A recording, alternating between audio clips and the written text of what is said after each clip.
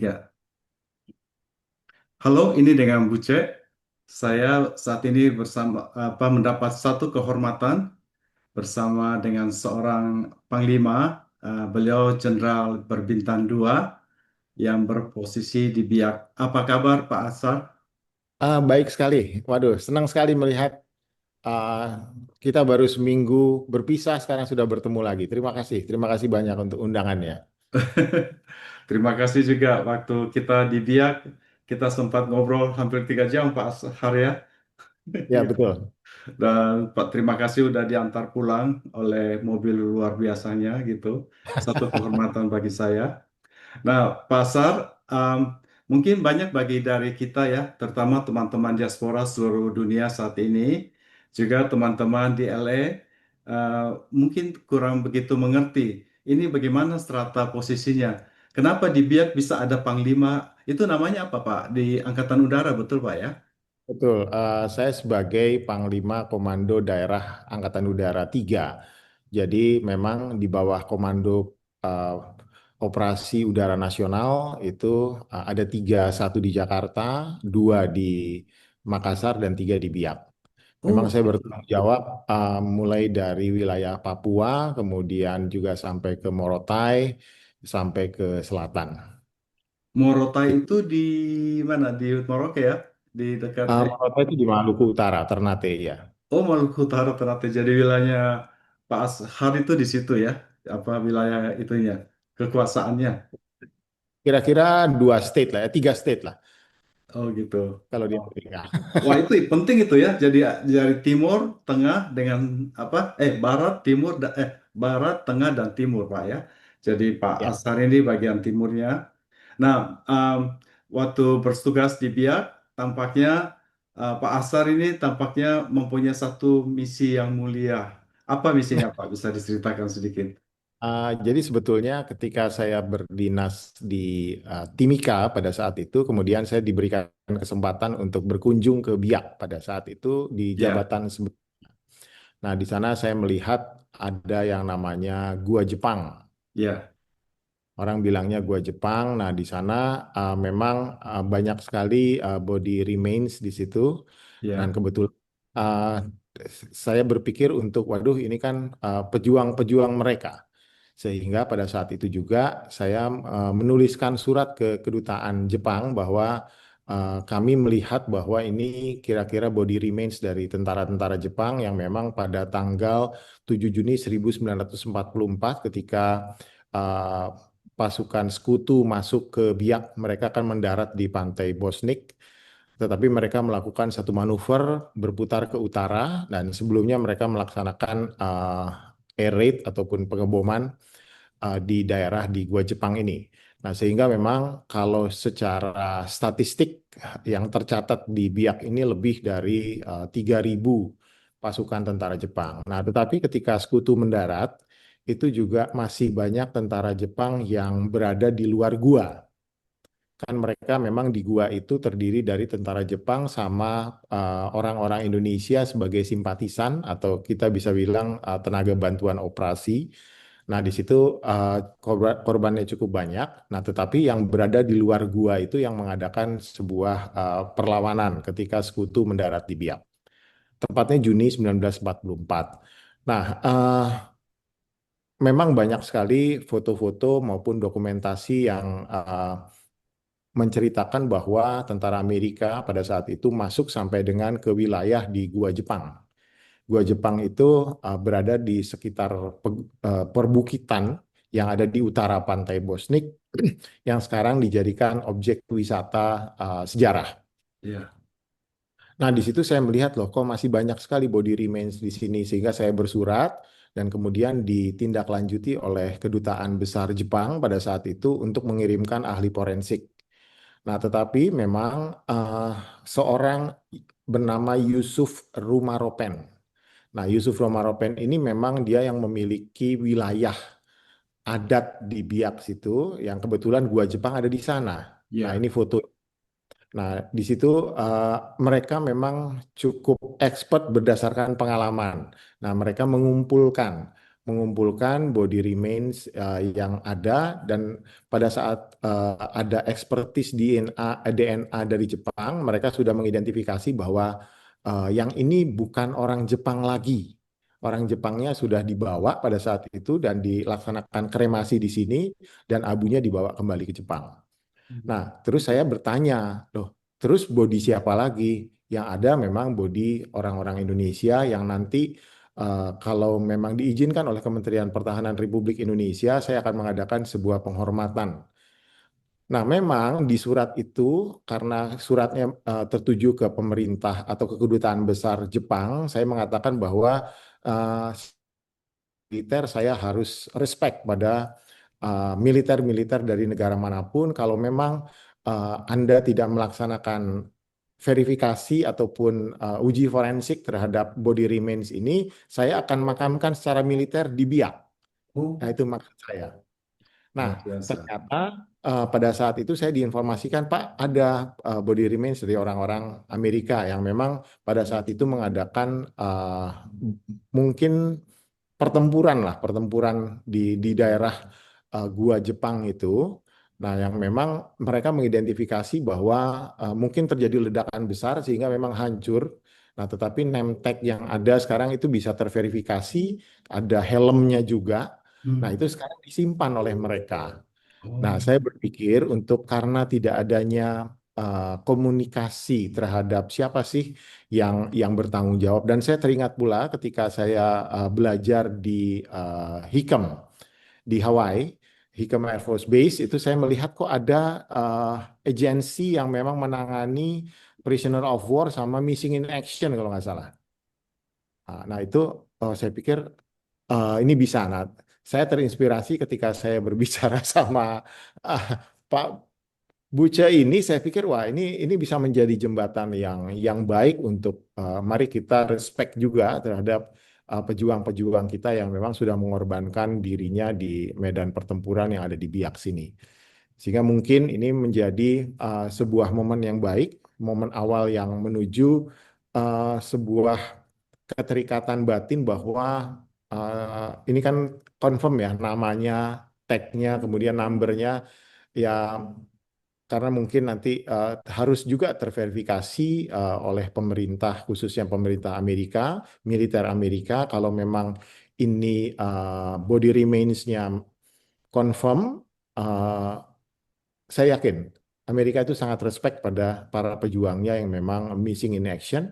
Kalau memang itu mungkin bisa ditindaklanjuti, entah itu kita bawa ke tanah kelahirannya, ataupun nanti secara formal kita akan upacara militer kan di Biak. Nah, itu kami serahkan kembali ke pihak Amerika. oh, luar biasa ya. Jadi kalau tidak salah saya juga ada infokan ke Bapak. Saya mungkin mungkin Pak Ashar juga udah tahu lah.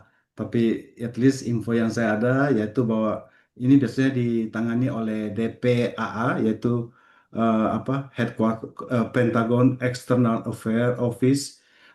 Mereka punya laboratorium di apa di Hawaii, di Pearl Harbor, untuk mengidentifikasikan apa prajurit-prajurit Amerika yang meninggal di luar Amerika, untuk membawa tubuh mereka kembali. Ya, jadi apa mungkin apa mungkin akan ditindaklanjutin oleh Pak Asfar sebagai panglima di situ. Saya pikir sangat bagus dan itu sangat mulia, sebab bagaimanapun juga prajurit tentara yang meninggal di negara lain, tentu mereka akan apa sangat menghargai kalau tubuh mereka bisa dibawa kembali ke tanah kelahiran mereka, ya gitu ya. Begitu betul Pak Betul. Ashar ya. Ya. So far yang Pak Ashar lihat ini kayaknya cuma ada 4 pin yang ketinggalan ya. Ini kayak ini cuma baru 4 atau Ya, ada yang lain atau gimana? yang tidak ada lagi. Jadi memang mereka itu kan memisahkan. Saya saya justru bertanya, kenapa Anda bisa memisahkan? Ini tulangnya panjang-panjang, Pak. Tidak seperti tulang orang Jepang sama orang Indonesia. Ya, Nah, memang kita mengidentifikasi berdasarkan fakta sejarah yang bertempur kan orang Amerika sama Jepang. Nah, jadi ya. kira-kira kalau lihat dari tulang pahanya begitu panjang, lah itu mungkin, mungkin. Dan ini ditemukan helm sama name tag-nya ini di sekitarnya, Sekitarnya ya. Oke. sekitarnya. Saya Sehingga, kebetulan saya kan memang di Biak. Iya, Jadi betul, waktu betul. kita SMA itu, kebetulan kan teman-teman kelas saya, sekolah saya itu adalah anak-anak tentara. Jadi kita punya hobi itu, ada teman saya namanya Bandang.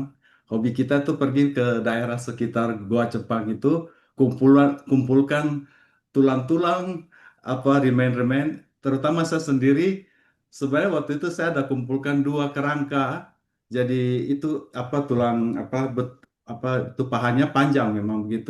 Saya kira itu adalah orang bule dan saya bawa pulang ke rumah, saya cuci, saya bersihkan, saya pasang-pasang kepalanya yang mana tulangnya. Dan mama saya marahin saya, ada apa kamu bawa pulang kerangka ke rumah? Nanti saya tanya ikut ke rumah gimana.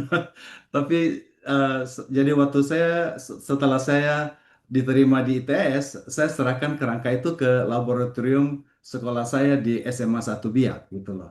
Waktu itu nggak tahu entah di mana lagi. Jadi kayak saya ini sebenarnya sudah ada dua kerangka sebenarnya yang saya ambil.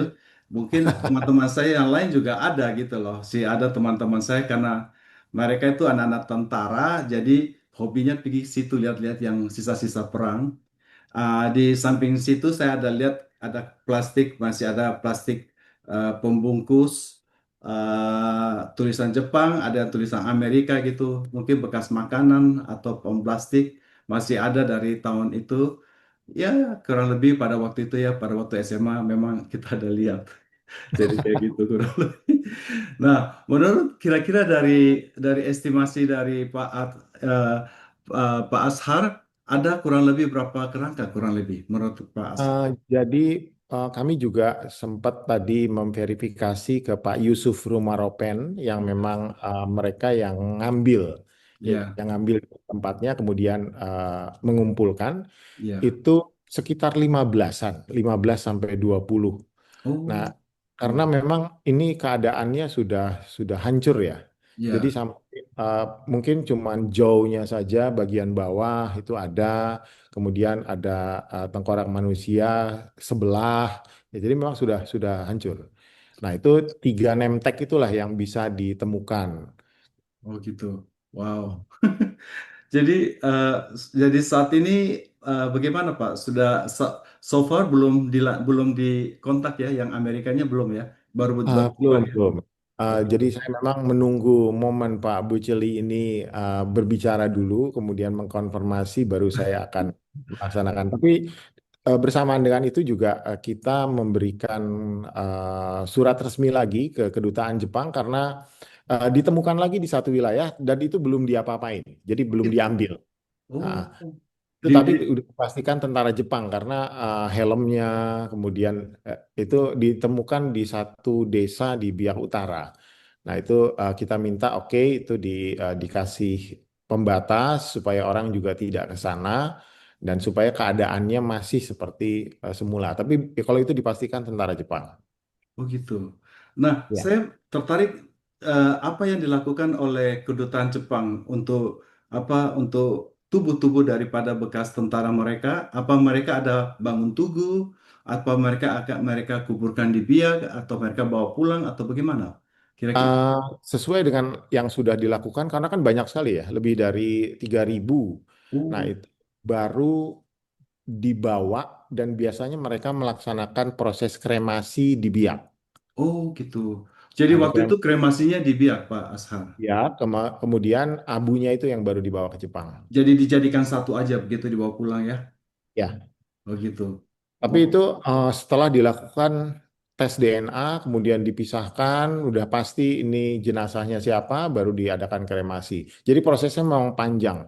Pada saat itu memakan hampir 1 bulan untuk beberapa mayat. oh gitu. Ya, Saya kira kalau memang itu bisa dilakukan untuk Amerika gitu, saya kan sekarang adalah warga negara Amerika, jadi saya bicara Amerika.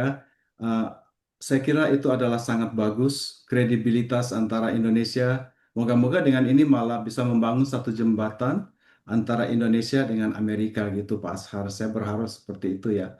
Akan ada satu betul sekali. hubungan hubungan yang baik, terutama mungkin itu bisa memulai satu hubungan yang baik antara Pentagon dengan Pak Ashar, dengan Angkatan Udara terutama. Uh, Makanya saya prefer Pak Asfarian di depan gitu. Saya tidak mau keluar. Jadi supaya karena ini untuk karena saya pikir ini adalah salah satu jalan barangkali untuk membuka hubungan yang baik itu antara dua itu loh apa antara dua angkatan gitu Pak Am gitu. Betul, betul sekali. Jadi Ya, memang ketika saya melihat bahwa fakta-fakta sejarah ini kan harus menjadi legacy yang kita tinggalkan kepada generasi penerus. ya, Dan saya melihat bahwa gua Jepang itu kan sebetulnya gua yang diakibatkan karena pengeboman sekutu pada saat itu ya, sehingga bolong. Kemudian juga bagaimana cara mereka melaksanakan operasinya. Nah, itu kan sesuatu hal yang bisa kita pelajari dan menjadi legenda buat generasi penerus. Memang saya sangat mengharapkan seandainya kita bisa merestorasi paling tidak merestorasi atau membuatkan sebuah monumen di mana monumen tersebut mengingatkan bahwa disinilah tentara Amerika pernah membela kepentingan bangsanya pada tahun 1944 dan mengorbankan sekian banyak orang untuk lebih mengencourage kita sebagai personil militer bahwa negara itu akan selalu hadir dimanapun kita berada dan negara itu juga akan selalu melindungi walaupun kita sudah nggak ada. itu ya.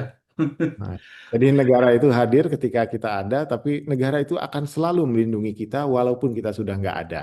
Wah, itu bagus sekali tuh, Pak. Itu. Nah, saya kalau bisa mungkin Pak Asar bisa berikan sedikit sejarah karena saya sendiri sama sekali buta. Ada apa? Kenapa Jepang pergi ke Biak? Ada apa, Pak? What happened? Mungkin Pak Asar lebih tahu.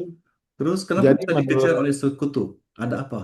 uh, sejarahnya itu kan memang Jepang ketika begitu agresifnya dari tahun 41 dia serang Pearl Harbor dan segala macam, tapi sebetulnya armadanya itu sudah kemana-mana. Iya, Dan Indonesia itu kan mulai dari Pulau Jawa, Sumatera. Nah, ini sebagian kecil dari pertahanannya itu memang untuk memproteksi di Biak karena Biak dan Papua ini kan Papua khususnya Papua mainland ini dikuasai Belanda. oke. Nah, kenapa mereka di Biak? Karena memang di Biak itu tidak ada otoritas yang di sana. Kalau dilihat Papua Nugini itu terbagi Jerman sama Inggris. Ya, Nah, sehingga pada saat itu sesuai dengan semangat yang dibawa oleh Kekaisaran Jepang kan untuk membebaskan Jepang dari pengaruh Western. iya. Nah, sehingga kekuatan-kekuatan Jepang itu memang deploy di Biak. Saya punya keyakinan dan intuisi bahwa mereka itu sebetulnya ingin masuk ke Papua mainland-nya. Oh, Nah, iya, ingin mengusir Belanda, Jerman, ulangi, Jerman mungkin sudah nggak ada ya pada saat itu Belanda dan Inggris. iya. Nah, kan memang terbukti bahwa dengan kekuatan udaranya itu mereka bisa nyerang Darwin, Siapa? Siapa, Pak? Jepang. Maksudnya Jepang, oke. Aha. Nah, itu sebetulnya ini kan fault back-nya dari tentara sekutu ketika memang Jepang sudah terdesak. Nah, sekutu ini kan sebetulnya mendaratnya di Papua mainland, maaf, di Pulau Owi yang ada di selatan, itu kan pangkalannya. Jadi Ya. saya sebetulnya hari ini masih membayangkan bahwa kekuatan Jepang ada di Biak, kemudian kekuatan Amerika di Pulau Owi. Oh, gitu. Dan dekat sekali. Kalau Iya. dilihat kan bisa kelihatan, tapi mungkin pada saat itu memang jadi selat yang ada di antara pulau itu yang menjadi ajang pertempuran. Nah, eh, saya yakin Jepang juga ingin ke selatan. Amerika ini kan ingin mengembalikan legitimasinya dengan menyerang terus ke utara sampai dengan ke Filipina. Jadi Oh, kata-kata Douglas MacArthur ini ya, I will return. Itu kan sebetulnya ketika dia ke selatan sampai ke Papua Nugini, kemudian dia kembali lagi. Nah, Biak ini sebagai, kalau tidak salah strateginya namanya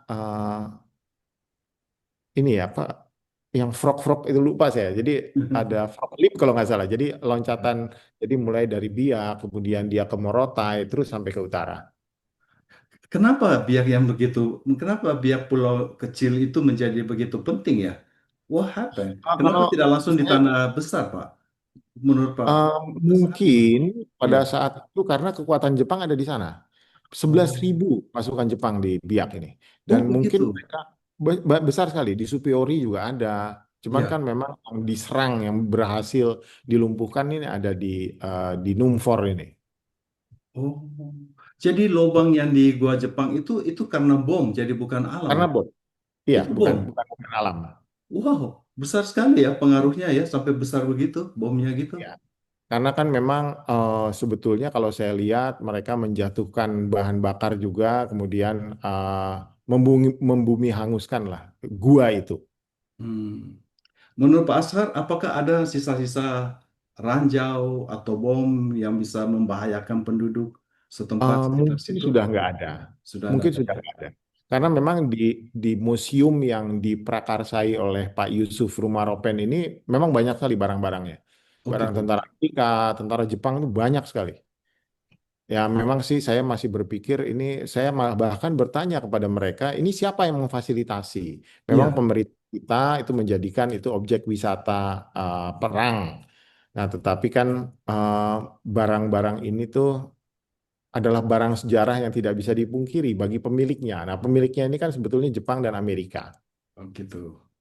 Yang di belakang Bapak ini itu ada Nah, itu etalase ya. banyak, Itu banyak sekali, banyak obat-obatan, botol-botol obat. Kemudian ya ini sih sebetulnya eh, ya mereka kan melaksanakan operasi dengan jumlah personil banyak sekali, sehingga supportnya juga support operasinya itu juga besar. oh gitu. Saya waktu di Biak pada waktu itu saya tidak lihat ada museum itu. Saya tidak tahu ada museum ini, Pak. Saya biasanya cuma ke Gua Jepang aja, lihat-lihat foto-foto. Saya tidak tahu ada museum. Saya baru Ada. tahu kali ini ada. Jadi di depannya itu memang dibangunkan oleh pemerintah Indonesia, difasilitasi dengan ada bangunan, kemudian ya memang tidak museum yang proper lah. Ya, Dia cuma barang-barang saja. Tentunya kan kalau museum itu bisa menggambarkan ada diorama atau ada apa. Nah ini yang saya bisa membayangkan nih seperti museum-museum di luar negeri itu kan kalau kita bangun dengan proper itu akan bagus akan ya. membawa semangat Mm. bela negara. Iya. Oh, jadi ini saya lihat apa apa apa maksudnya tulang-tulangnya dimasukkan hanya dalam box-box begitu ya, box karton Makanya biasanya. tadi saya berinisiatif untuk saya beli kontainer ini apa plastik dan Ya. saya bersihkan dan saya masukkan lagi dan kita melakukan sebuah ritual doa paling tidak. Saya Oh, sangat respect pada kita sesama anggota militer. ya, Nah, kebetulan saya sangat mengharapkan lah adanya sebuah respons positif dari pemerintah Amerika karena ini tetap harus dikonfirmasi. Kalau berdasarkan Nemtek yang beredar di sekitarnya itu saya juga belum tahu apakah itu sudah bisa merepresentasikan bahwa itu legal atau itu sudah pasti. Nah, itu kami serahkan ke pemerintah Amerika. barangkali kalau Bapak tidak berkeberatan, karena agak susah bagi saya untuk membaca nama itu, nanti bisa diteskan ke saya nama name tag itu, at least kita akan cantumkan di dalam YouTube ini, bisa akan ditelusuri itu siapa, prajurit itu namanya siapa, mungkin ya. Sebetulnya foto yang saya kirim ke Pak Buce itu kan ada name tag yang di zoom. Iya, cuma saya Nah, susah ini bacanya, ya, ada, ada di oke, mana yang ya? pertama saya baca William M. Iya, Miller. oh gitu, William M. Miller, oke, William M. Miller, kemudian nomornya 36839940. iya, T33 kalau tidak salah ini. iya, Itu terbaca, kemudian yang lain sebentar. Yang satunya lagi Golden and Grand. iya, Golden and Grand 55214832. Nah, iya, T14. Nah, ini terbaca juga golongan darahnya A. iya.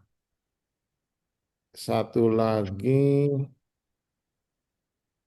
Nah, satu lagi susah-susah bacanya karena Coba sudah saja.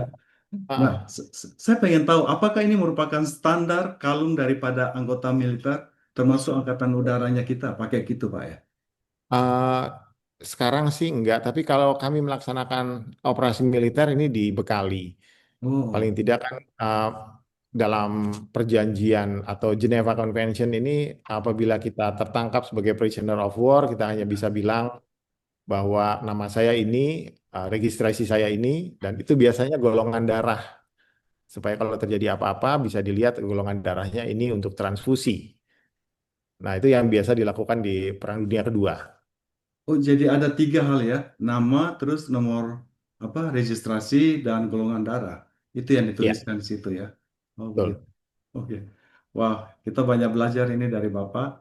Um, mungkin ada hal terakhir, mungkin ada yang apa yang Pak Ashar mau sampaikan, pesan-pesan untuk ini generasi muda atau diaspora Indonesia, terutama yang ada di LA atau ada di berbagai negara yang lain, perantauan Indonesia. Mungkin ada pesan dari Bapak, Pak Ashar. Eh, Ya, memang saya eh, sangat menghormati sama sangat respect bagi rekan-rekan kami yang mungkin sekarang sebagai diaspora di Amerika, di Los Angeles maupun di negara-negara lain.